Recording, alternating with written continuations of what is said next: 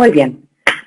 El tema de ahora, que nos toca aprender un poquito más, todos nosotros siempre estamos aprendiendo constantemente, y vamos a hablar sobre el bienestar de los animales de investigación, que es un tema que nos preocupa a todos los que trabajamos, y la idea de esta charla, clase, conferencia, como quieran llamarle, es, vamos a definir un poquito el bienestar de nuestros animales, vamos a ver qué aspectos influyen en este bienestar, vamos a poder diferenciar dolor, estrés del distrés, vamos a conversar sobre los protocolos o pautas de supervisión, dependiendo dónde estemos o como queramos llamarlos, son las pautas que nosotros debemos utilizar cuando estamos interviniendo en un protocolo experimental. Vamos a conversar sobre eutanasias, los métodos y clasificaciones actuales, así que no se vayan. Les prometo que vamos a tratar de abarcar todo el espectro de los indicadores de bienestar. Y una cosa súper importante es que cuando estamos trabajando con animales, tenemos que conocerlos, ¿sí? No es lo mismo trabajar con una rata, con un ratón, con un primate no humano, con un ratón transgénico, con uno wild type. Entonces, nuestra misión, cuando estemos por trabajar con animales, antes inclusive, es conocer la especie, conocer el transgen, conocer la mutación, lo que sea, ¿sí? Eso es el primer paso. Tenemos que conocer también cómo se comportan, ¿sí? No solamente con qué vamos a trabajar, sino cómo se comportan. Dentro del gran espectro de razas, líneas, cepas, también tenemos que aprender cómo interactúan entre sí, cómo interactúan en nuestros bioterios, porque no es lo mismo los animales que yo compro en un origen determinado a cómo se comportan en el bioterio donde yo estoy trabajando, ¿sí? Eso es debido al fenotipo, a la epigenética. Entonces, muchas veces uno obtiene resultados que no se corresponden con lo que está reportado. Y quizás haya algo en el ambiente que los esté modificando. ¿Sí? Así que es muy importante saber cómo se comportan en nuestro lugar de trabajo también. ¿Qué tenemos que mirar en el protocolo? Antes de empezar a trabajar, tenemos que aprendernos muy bien el protocolo experimental.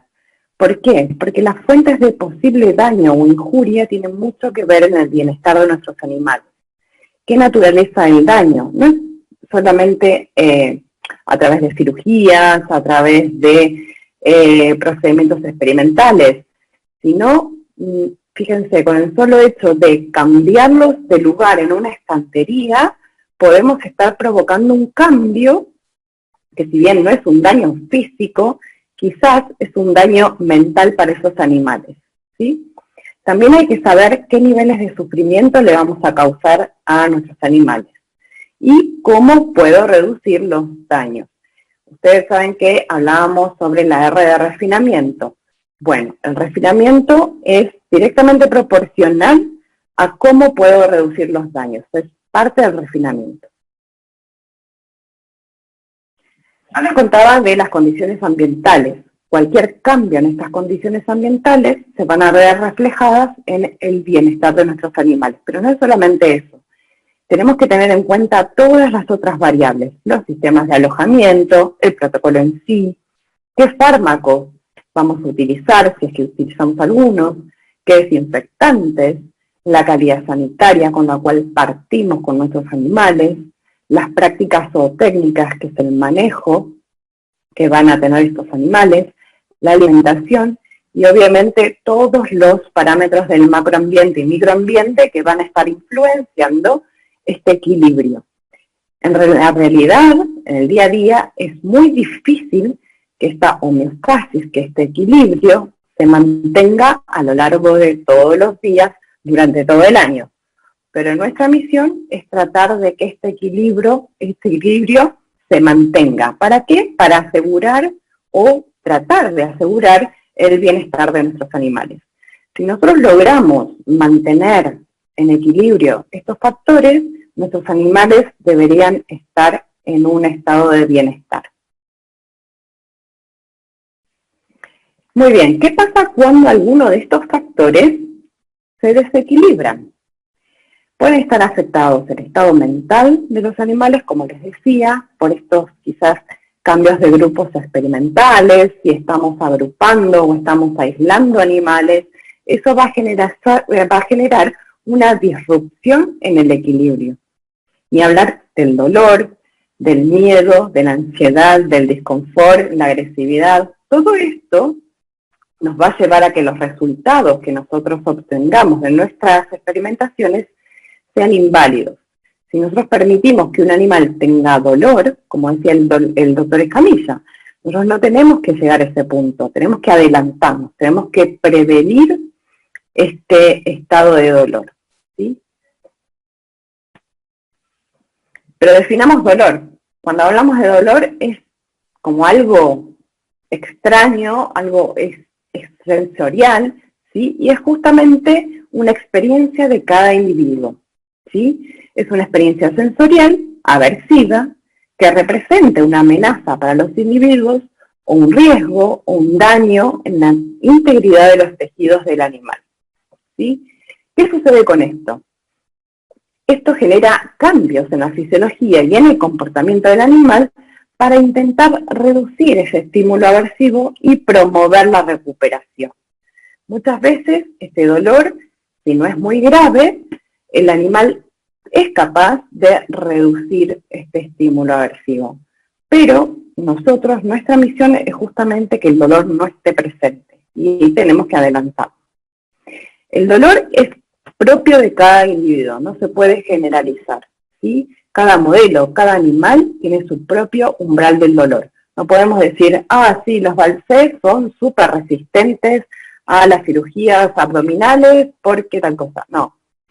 Cada individuo en su lugar de trabajo tiene su propio nivel de dolor y esto hay que saber evaluarlo. El estrés, por otra parte, se puede definir como las respuestas biológicas y comportamentales que muestra un animal en el intento para mantener este equilibrio del cual hablábamos. ¿Se acuerdan? La homeostasis, frente a una amenaza.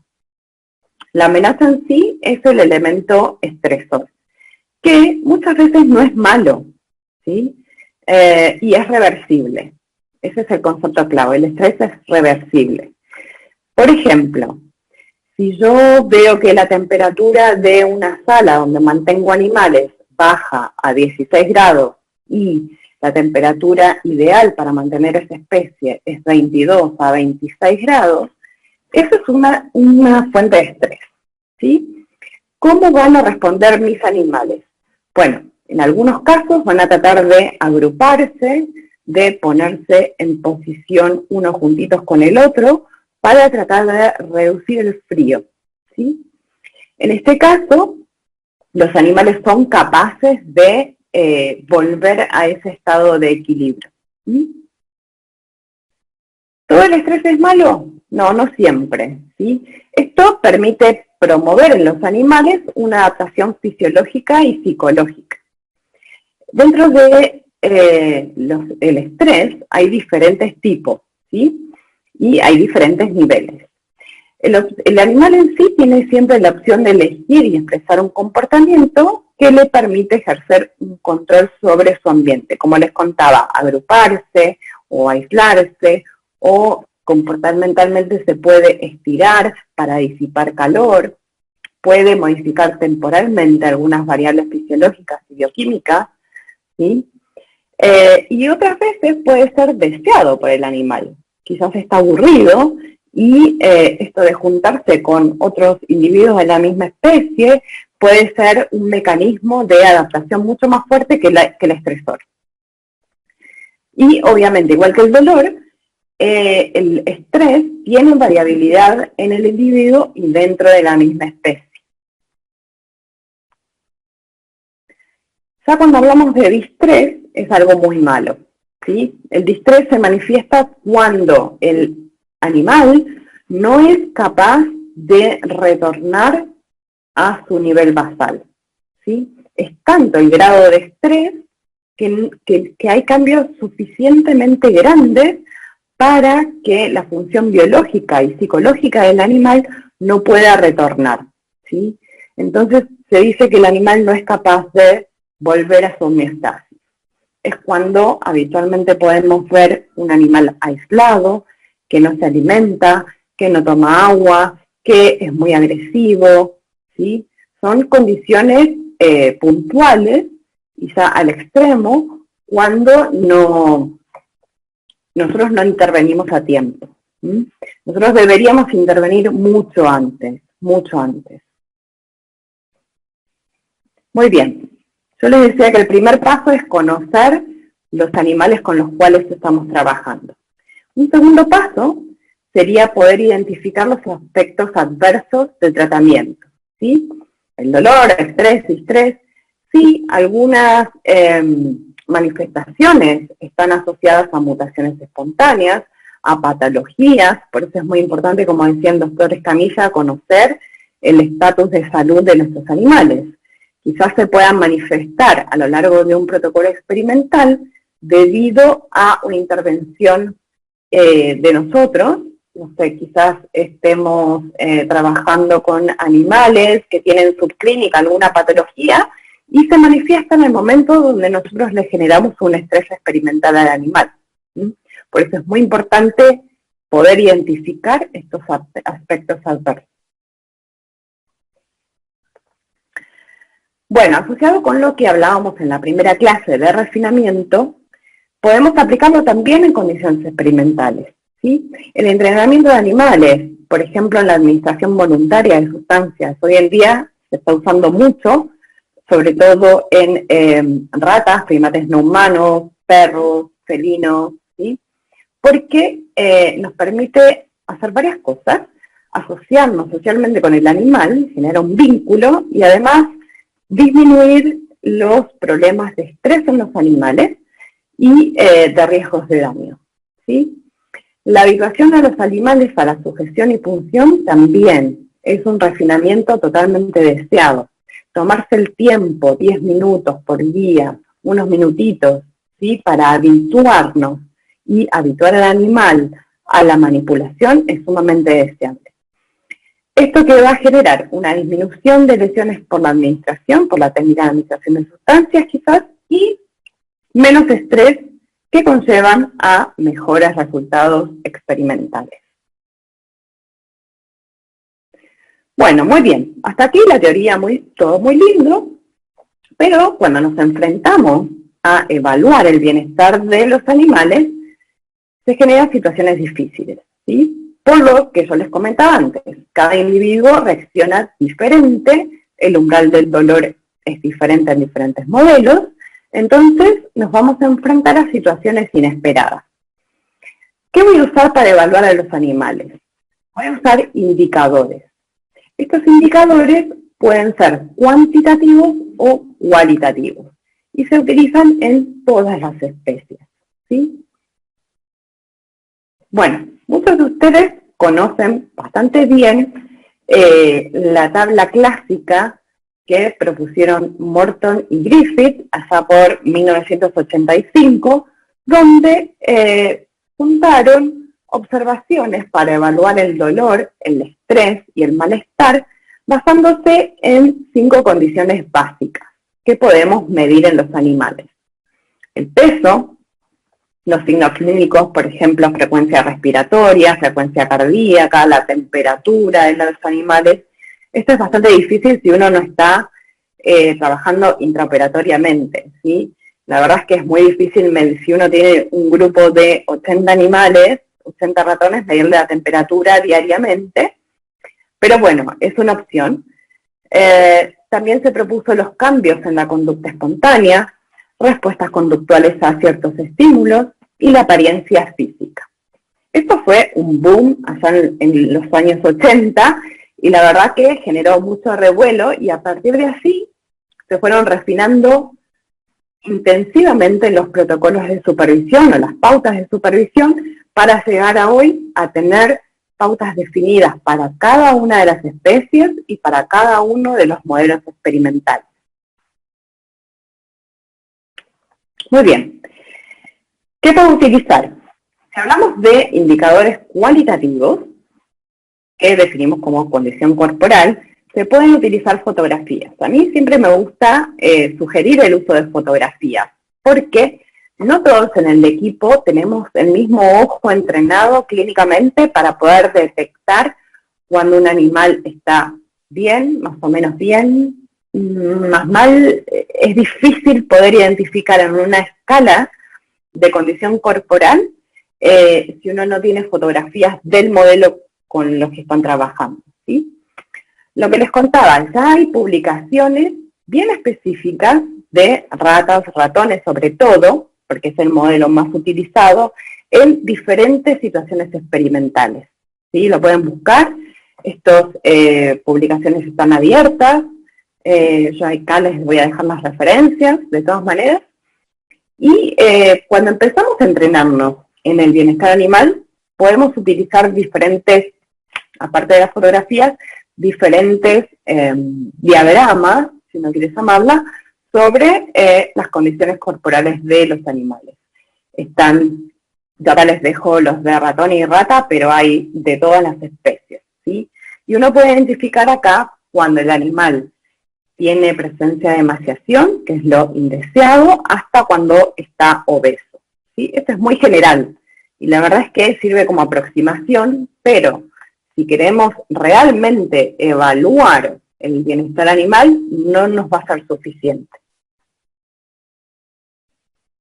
¿Cuándo tenemos que prender la alarma? Hay signos en diferentes especies que nos van a indicar que el animal no está bien, ¿sí?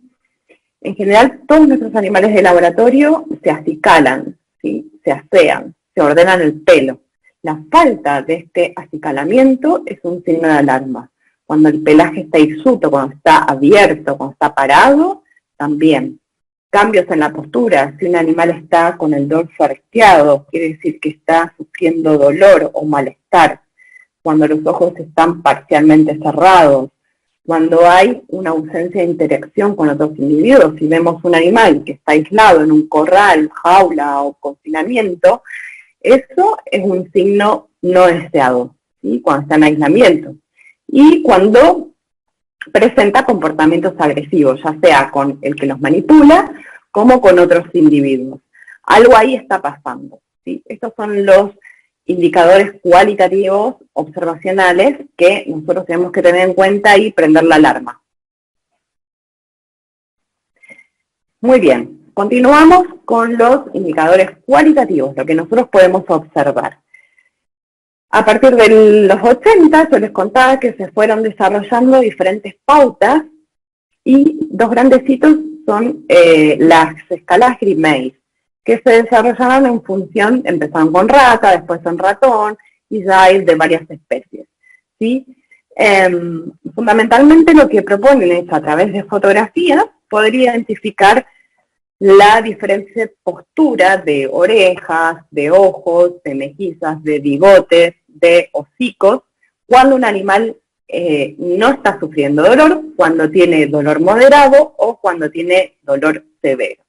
Y esto es fantástico para una aproximación cuando alguien no tiene experiencia en poder identificar, en poder observar ciertos signos, ciertas manifestaciones en los animales.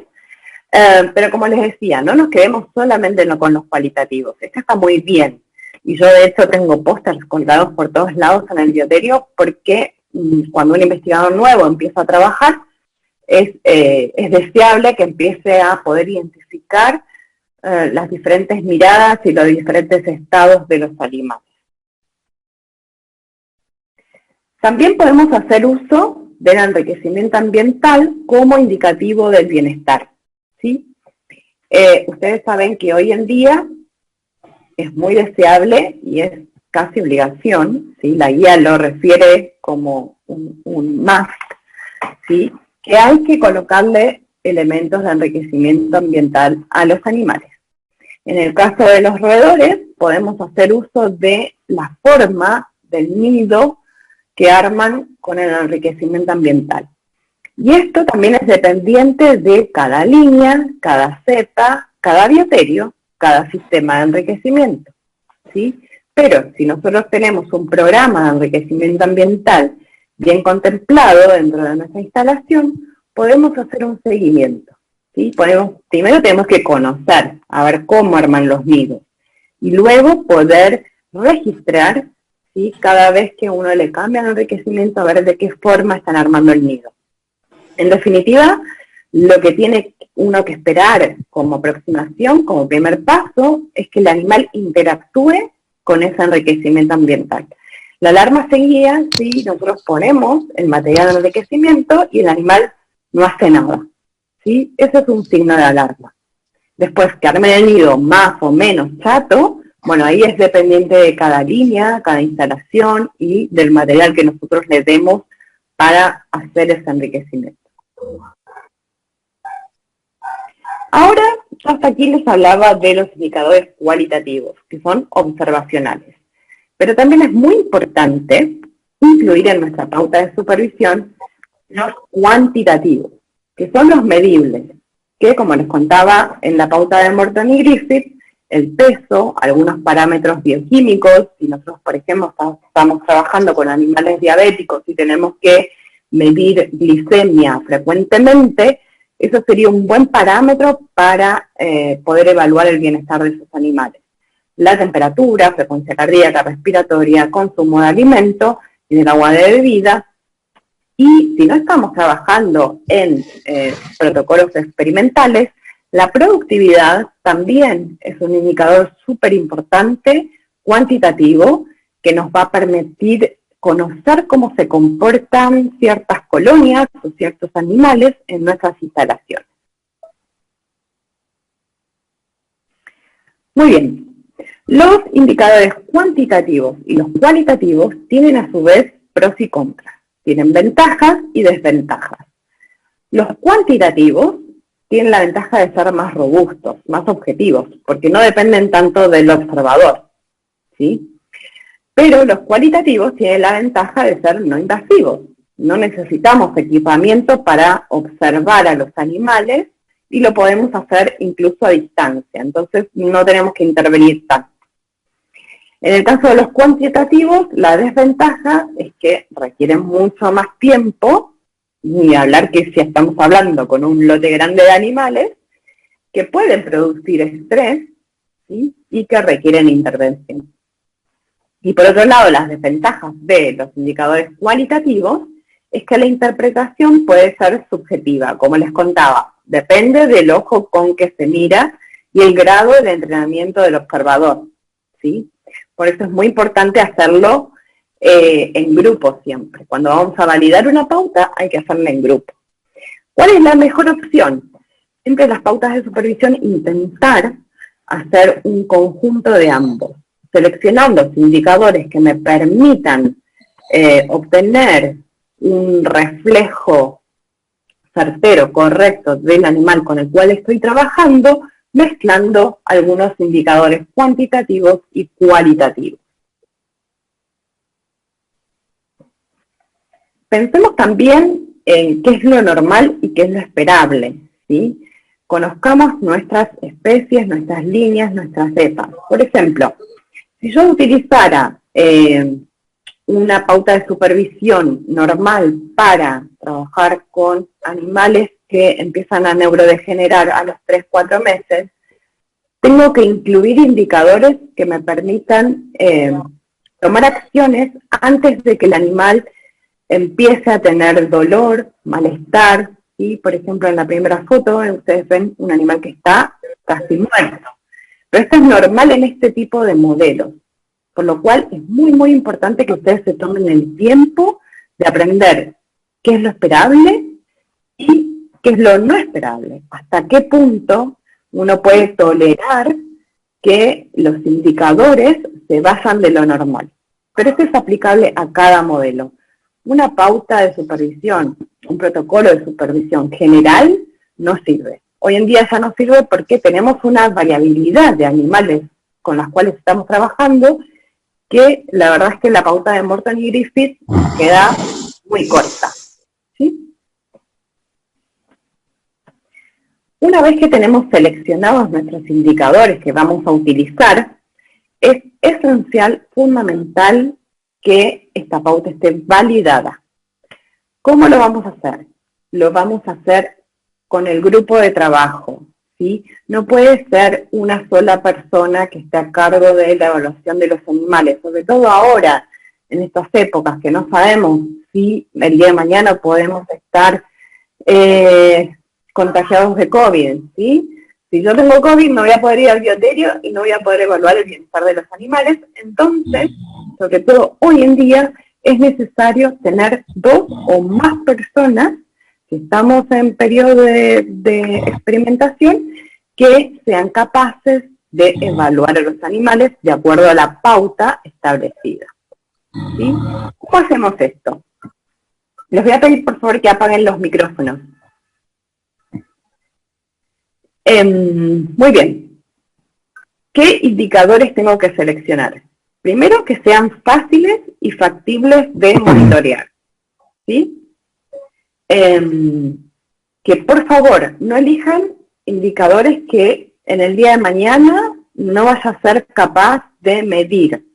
¿Sí? Adáptense a su realidad. Nadie les está pidiendo que midan la frecuencia cardíaca. Pero si ustedes ponen en la pauta... Perdón, hay alguien que tiene el micrófono prendido. Listo.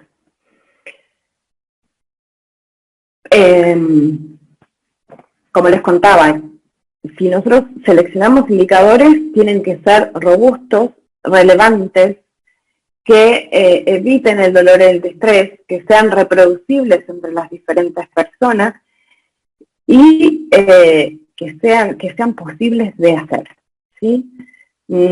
Generalmente los que estamos en SICUALES vemos a menudo que los investigadores presentan pautas de supervisión con un montón de indicadores y proponen que la frecuencia de evaluación va a ser diaria. Y uno sabe que ha trabajado con esos modelos o con modelos similares, que quizás lo que están proponiendo no va a ser factible. ¿Por qué? Porque están trabajando con 50 animales al mismo tiempo y proponen una lista de indicadores que en la realidad no se va a cumplir. Entonces, nosotros siempre hablamos con los investigadores que tratan de elegir, aunque sea 5, 7, 10 indicadores cualitativos y cuantitativos, pero que sean reales, ¿sí? Porque nadie les está pidiendo que hagan una lista enorme y que después completen cuando uno le dice, bueno, voy a hacer el seguimiento o el monitoreo post-aprobación, que lo completen rápidamente, falsamente, en el momento de evaluar, ¿sí? Esto no es para el SICUAL, esto es para el investigador. ¿Qué pasa si algo sale mal? Quizás la pauta está muy bien, pero a través del protocolo experimental nosotros podemos darnos cuenta de que los animales tienen efectos adversos al protocolo o que, no sé, cualquier cosa puede pasar, ¿sí? Estos efectos adversos o estas acciones esperables y no esperables tienen que ver con el punto final humanitario, que es el punto de acción antes de la eutanasia, donde nosotros tenemos que intervenir seriamente, ¿sí? Siempre tiene que estar incorporado en la pauta de supervisión, o en el protocolo de supervisión. Nuevamente, el punto final humanitario no tiene por qué ser la muerte del animal. Si un animal se nos muere y lo descubrimos al otro día, es porque nosotros hicimos algo mal. Nosotros tenemos que ser capaces de evaluar cuando el animal está antes de la muerte, ¿sí? ¿En qué consiste? Son criterios predecibles que permiten identificar cuando paramos un procedimiento, cuando restituimos las necesidades básicas del animal. Esto quiere decir, por ejemplo, si los dejamos en ayunas 24 horas y un animal, uno lo observa y está caquéxico, con ese animal no puedo trabajar. Entonces ese animal va a ser aislado del procedimiento, se le van a restituir su alimentación, su forma de vida y se va a esperar. Ese es el punto final humanitario de ese animal. También puede ser que la elección de la analgesia no haya sido adecuada, que el régimen de analgesia no haya sido adecuado. Entonces ahí tenemos que intervenir para aumentar o mejorar ese protocolo de analgesia. ¿Qué pasa cuando no hay acción posible? Bueno, ahí hay que colocar la eutanasia, ¿sí? Y el método de eutanasia siempre tiene que ser compatible con los resultados experimentales, con lo que el investigador necesita. Por ejemplo, les cuento un caso. Yo esta semana me vi enfrentada a una situación de un protocolo experimental con animales que neurodegeneran a partir de los 3-4 meses y se ponen críticos y uno tiene que intervenir, ¿sí? Entonces, bueno, le pusimos gel, les pusimos alimento a nivel del piso, pero cuando vamos a evaluar al día siguiente, los animales estaban peor, ¿sí? Entonces, ordenamos la eutanasia. Pero ¿qué pasa? Justo el investigador principal tenía COVID y no había podido ir a evaluar sus animales. Entonces aquí pudimos identificar varias aristas, ¿sí? Una, que no estaba bien informado la pauta de supervisión. Nosotros no teníamos en el bioterio la pauta de supervisión de estos animales, entonces no sabíamos cómo intervenir muy bien. Y en la pauta de supervisión debería estar especificado qué hacer en el caso de punto final humanitario y en la eutanasia, porque estos animales eran muy, muy valiosos y si yo me hubiese enterado podría haber sometido a eutanasia y además sacar las muestras que el investigador necesitaba, entonces no perder estos genes animales, ¿sí? La verdad que tuvimos que eutanasiarlos y no se le pudo sacar ninguna muestra porque no estaba la información a mano de nosotros. Entonces, ¿ven? Todo esto no es que el CICUAL ordena a los investigadores a informar en una hoja, no. También tiene que estar charlado con el personal del bioterio porque nosotros tenemos también la misión de ayudar a los investigadores. No es solamente por el bienestar de los animales, ¿sí? Sino también porque se pueden salvar N experimentales teniendo el punto final humanitario bien informado en la pauta. Y para terminar, hablemos un poquito de eutanasia. Había unas preguntas en la clase anterior, en el chat, sobre la eutanasia. Bueno, ¿cómo se define? Eutanasia es un término que viene del griego antiguo, donde eu significa bueno y thanos, muerte, que en conjunción significa muerte sin dolor, ¿sí? Hoy en día hay informados, reportados muchos métodos de eutanasia y nosotros nos basamos siempre en la guía que reporta y actualiza frecuentemente la Asociación de Medicina Veterinaria Americana, ¿sí? La AVMA. Yo luego de esta clase están las referencias de cada uno de los reportes que fui conversando para que ustedes puedan ingresar. Son todos materiales gratuitos, así que lo pueden bajar e investigar más sobre cada tema. Muy bien. La evaluación de los métodos de eutanasia. Como yo les decía, hoy en día hay varios y uno tiene que poder seleccionar en base a su propósito, a su modelo experimental, el mejor, ¿sí?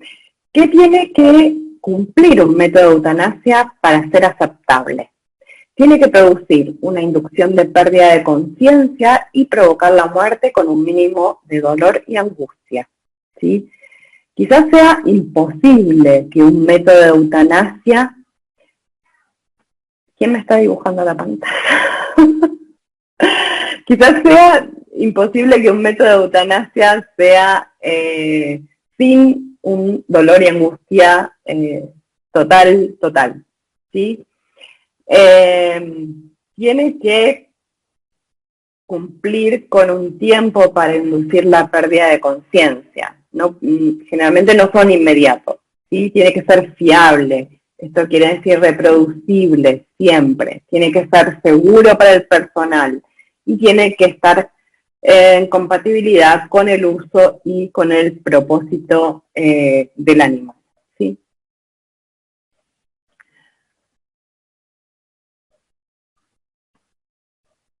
no puedo sacar lo que han dibujado en pantalla. Bueno, digamos, dentro de la evaluación de métodos de eutanasia, tener en cuenta que hay un efecto emocional que está muy bien documentado en los observadores y en los operadores. Y esto va de la mano con el siguiente tema, que es la fatiga emocional, que va a estar a cargo de Sara Camaño, así que ella les va a poder explicar muy bien de qué se trata. Tiene que ser compatible con una posterior evaluación, examen o uso del tejido animal. Tiene que haber disponibilidad de los fármacos o drogas que vamos a utilizar y ojo con el potencial abuso en el ser humano. Tiene que ser compatible con la especie, con la edad y el estado de salud. ¿Sí? Esto no es, por ejemplo, los métodos de eutanasia para roedores neonatos no son los mismos que para roedores adultos, ¿sí? Y además si un animal está enfermo o no. Y tenemos que tener la capacidad de siempre mantener los equipos que utilicemos en buen estado de funcionamiento y mantenimiento. Además, tenemos que tener cuidado con los impactos medioambientales del método o la disposición final de los restos de los animales. Y eso tiene que ver también con la bioseguridad. ¿Cuáles son los mecanismos de las técnicas de eutanasia? En general, la eutanasia puede suceder por 3 diferentes vías. Una es la depresión directa de las neuronas necesarias para la función vital de los animales, generando la inconsciencia primero. Luego tenemos el mecanismo de la hipoxia. Y luego la interrupción mecánica, física, de la actividad cerebral. Todos estos mecanismos tienen que ir siempre acompañados por la confirmación de la muerte. ¿Cómo lo hacemos?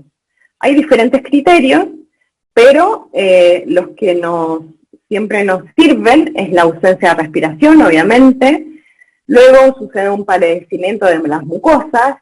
Podemos hacer el test de reflejo pedal, que uno pellizca las patas de los animales, los dedos, ¿sí? Fuerte, para poder identificar si hay respuesta. Si hay ausencia de reflejo corneal, si hay relajaciones de esfínteres, sí, obviamente hay ausencia de frecuencia cardíaca, pero no es como primer indicador, porque ustedes saben que el corazón es autómata y sigue latiendo algunos minutos luego de la ausencia de respiración, por ejemplo, y luego el rigor mortis, obviamente, ¿sí? No quedarse con un par, siempre agarrar 3 o 4 criterios para confirmar la muerte de los animales. Dentro de la clasificación de los métodos de eutanasia, hoy tenemos 3 escalones diferentes. Hay métodos que son aceptables por sí mismos, aceptables con condiciones y finalmente no aceptables, ¿sí? Dentro de los aceptables están siempre los fármacos que son inyectables, que siempre nos van a dar una reproducibilidad, nunca van a fallar. Los que fallamos somos nosotros si no los aplicamos bien, en la dosis correcta, en la vía correcta, ¿sí? Pero los fármacos en sí siempre nos van a dar la misma respuesta. Tenemos los agentes disociativos, como puede ser la ketamina, tenemos agonistas de receptores alfa-2, en general se usa una combinación de ketamina, silacina, ketamina, cepromacina, bueno, hay un montón de combinaciones y cada uno tiene que ver cuál es el mejor cóctel para su escenario experimental. Por otro lado, dentro de los fármacos inyectables tenemos los barbitúricos, que se usan mucho, por ejemplo, el pentobarbital sódico. Hay algunos métodos,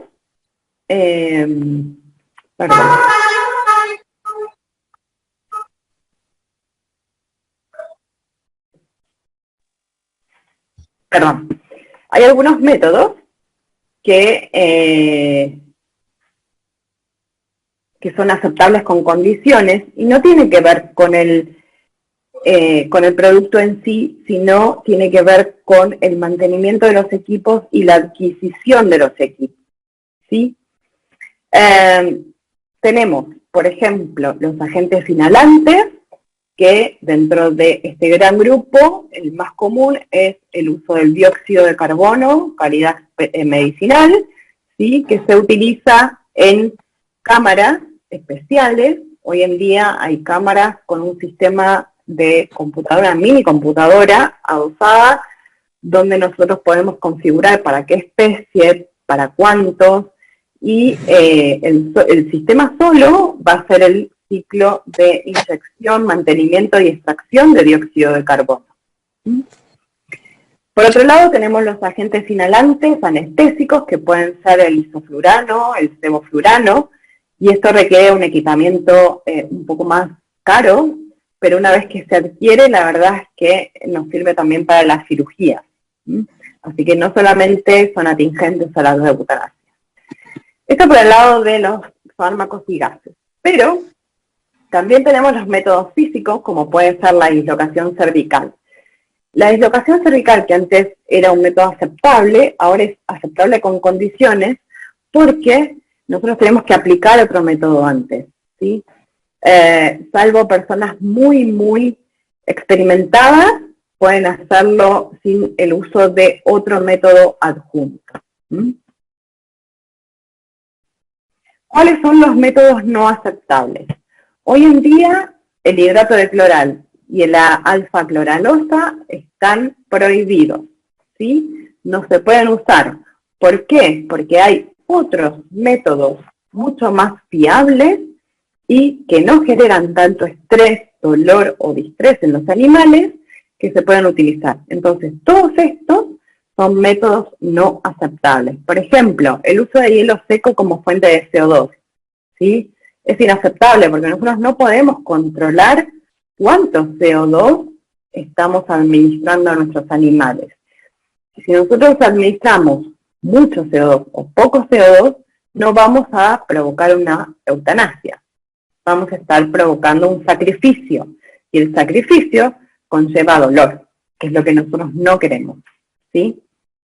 Embolia, agotamiento, asfixia, exsanguinación sin anestesia, hipotermia, utilizar agentes bloqueantes neuromusculares, congelamiento rápido, bueno, como hablábamos, el hielo seco y la compresión torácica no son métodos aceptables hoy en día. Bueno, todo lo que yo hablé lo pueden encontrar en estas referencias. Yo he puesto los enlaces directamente. Vamos a generar también un documento para que todos ustedes puedan tener las referencias de las diferentes charlas. Así que con esto termino mi presentación